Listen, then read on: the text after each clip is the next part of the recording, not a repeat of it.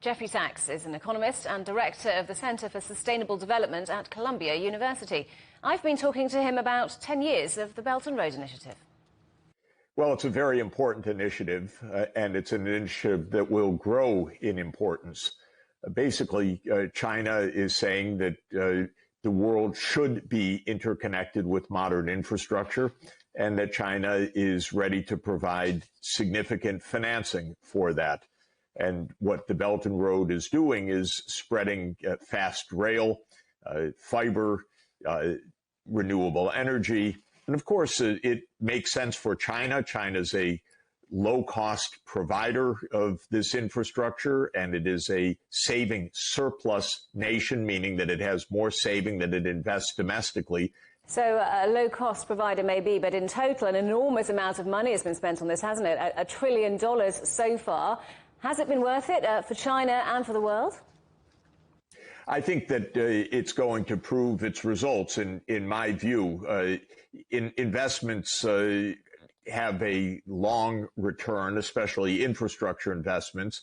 Many places now have reliable electricity that did not have that before. Many places have fast rail and transport of other means that did not have that before. Many places are moving to renewable energy that did not have that before. I think also the quality of the investment projects is rising. There's more thought going into the types of investments that are needed, especially green and digital investments in the future. So this is a very big, bold program. It brings together more than 100 countries. It basically aims to help build the infrastructure for a global network. So it's going to take time. I think that it will have a significant positive payoff for the world.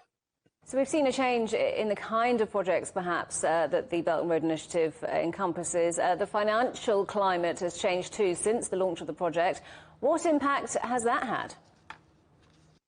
Well, the world's had a very shaky several years, that's for sure, with the COVID, with the war in Ukraine, with the tensions between the United States and China, now with the war in the Middle East. This is not an easy environment to make long-term investments. And of course, the United States has led much of the Western world to denigrate the Belt and Road Initiative, to badmouth it. I think this is mainly propaganda, in my opinion. It's not really based on merit. Rather, I would have hoped, and I still hope, that the West would join with China in building this infrastructure because it's good for the whole world.